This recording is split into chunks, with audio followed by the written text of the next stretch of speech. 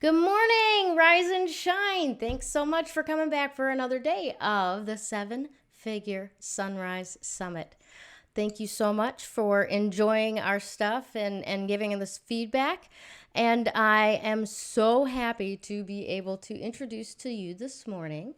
Um, a f- I want to call her a friend of mine, but more importantly, she's been a mentor to me since probably about 2017. And it was because of an event that I went to with her that I realized that I was not going to retire from my office job. I had to embrace who I was and do what it was that I had to do. So if you're not enjoying these little episodes from me, then you can blame Miss Cory Michelle, energetic mastery mentor with meetcorymichelle.com. And I absolutely adore this woman. Some of you may already be familiar with her, but if you're not, you need to be. Check her out with her energetic mastery course that's coming. It's actually coming up real soon, isn't it? But it'll come around again. Um, Yeah, Cory, how are you today? I'm great. Thank you so much for having me, Gail. You are so awesome. And I remember that back then when you were like, oh, my job is good. And then you're like, no, it's not. Oh, no. That's exactly what it was like. But man, you just delivered like unbelievable value from your living room in a beautiful little house in California. And you were doing this internet thing long before COVID made the rest of us all pivot. And one of the things that I love about you most is your overcoming story. I mean, you were what, $250,000 in debt and earned your way out of it. And didn't you just recently build a new house? Yeah. Yeah. I was 150, a Oh, little over 150 thousand excuse me. dollars in Sorry. debt. Mm-hmm. Still a lot. And it's so crazy to think about that time in my life of really looking at that number and going, I have no idea how I'm going to get myself out of this. But the version of me who does needs to step forward. Oh, that's And brilliant. that was one of my pivots of going, I can no longer function as the person who creates this. I need to function as a different person, and I don't know who that person is, but I'm going to find out. Oh, Yeah. I love it. What is possible? So tell me a little bit, or tell actually the people who don't already know, um, what started you on your entrepreneurial path? Because that was long before all of this other. I mean, yeah, tell us about it. Yeah. So man, I went through so many career choices that I wanted to be when I grew up, right? I wanted Mhm. to be a hairstylist and then I wanted to be an architect and then people thought I'd be a good lawyer, right? And this was all like in high school. And then I thought, ooh, graphic design, that would be great. But then I went to college and I wanted to be in business, but I didn't get accepted into the business school. So I thought, all right, well, I need to pick something else. What should I pick? So I ended up getting my undergrad in speech pathology and audiology because I liked that field. I wanted to teach deaf kids how to communicate. But all I saw as the future, I didn't realize how intuitive and aware I was, but I could see my future in that field and I could see how unhappy I would be. And I could see how much turmoil there was in that field. And I really wanted to make a difference, but I wanted to make a difference in a more joyful way. And I always sort of knew that. So instead of getting a job after undergrad, I ended up distributing herbs and vitamins. Nice. So I got right into a network marketing company that I had had some great success with on a product, and that sort of alerted me that I was different, and I didn't know how different I was until a number of years later. But I knew that choosing that was not what the average 22-year-old was choosing. Yep, that makes a lot of sense. And so, where did you go from there?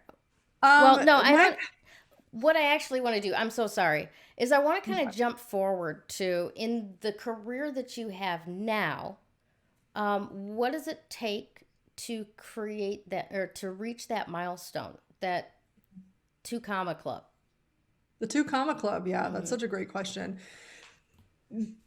It's funny. I'll preface this by saying I had exposure at such a young age to people making a lot of money, right?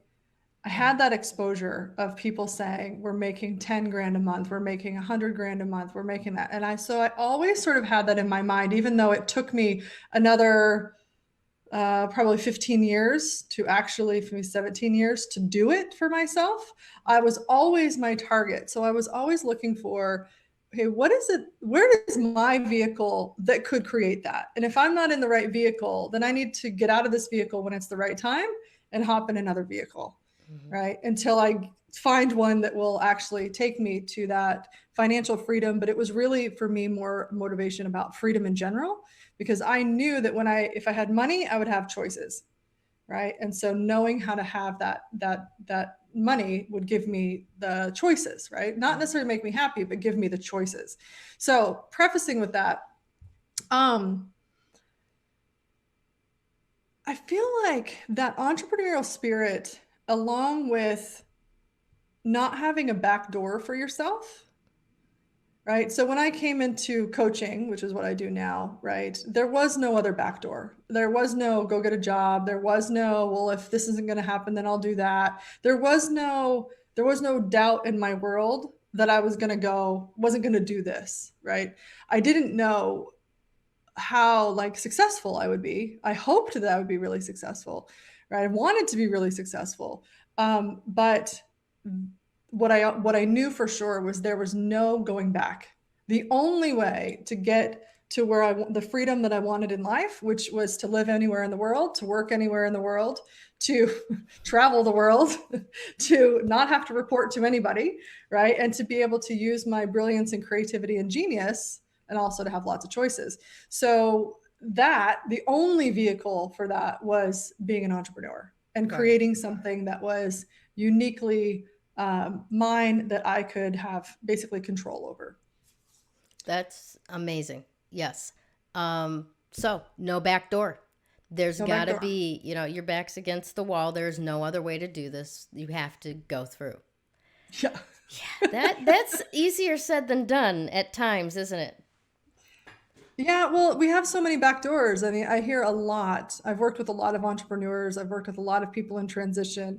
And it's like it's easier to be comfortable with what you've known versus go into that complete uncomfort of doing something different, but then doing something different that's going to take a whole identity shift, Mm-hmm. because there's a big identity shift going from being an employee to being an entrepreneur, Yeah. right? They're Yeah. huge, huge it's full circle, like 360 degrees, spherical identity shift in becoming that next version of you. And that's what I think most people are scared of, because they don't know that version of themselves yet.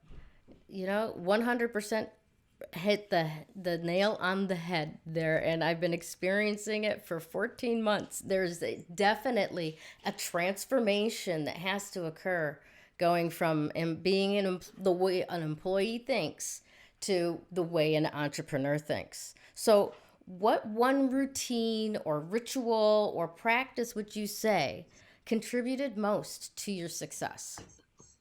I took some notes before I started. I was Love like, it. let's see here. I don't know if there was one necessarily, but one of the ones that I've used consistently for 10 years now is, God, I want to say two of them. Can I say two? Sure. Absolutely. No, Just I pick think they've one. got things to do.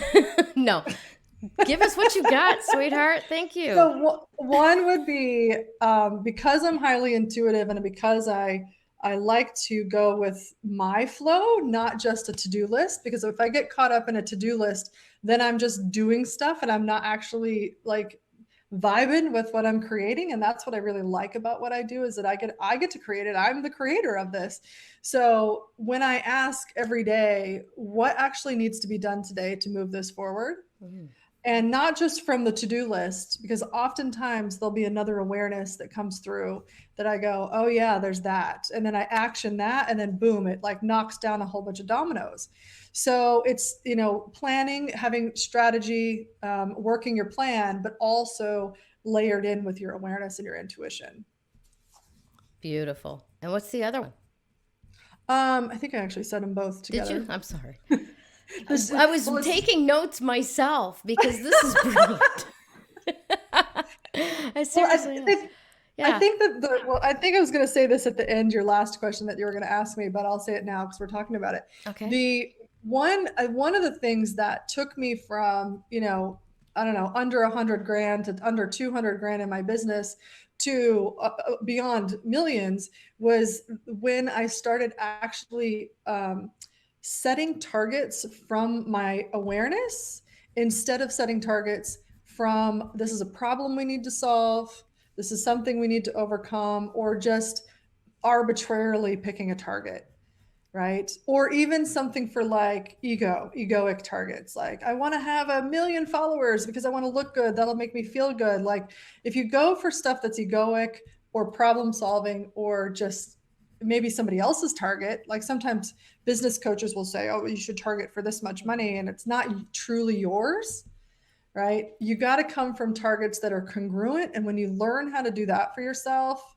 Mhm. because you'll hit them every time, like it, because they're actually for you. Yep.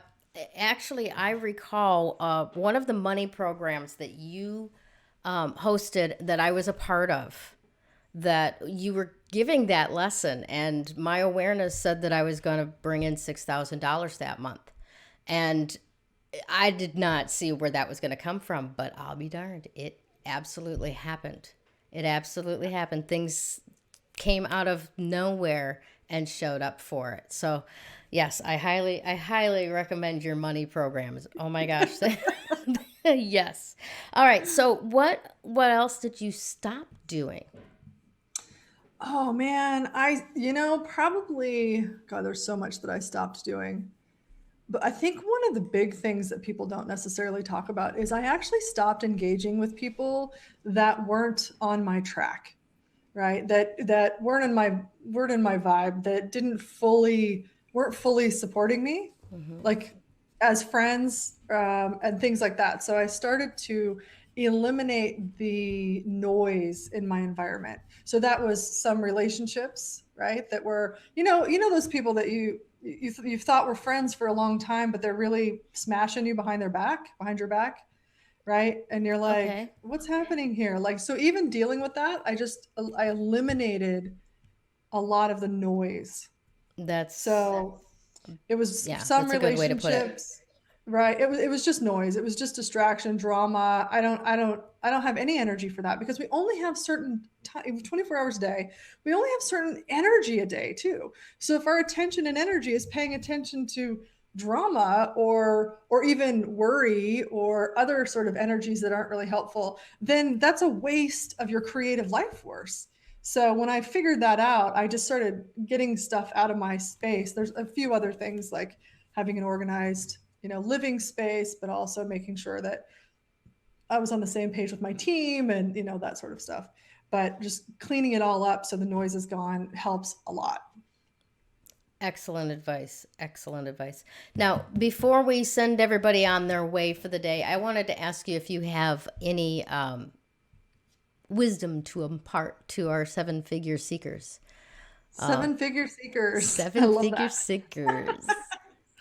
Let's see what my notes say here. Oh, I have a good one for you. And I hope nobody else has said this yet.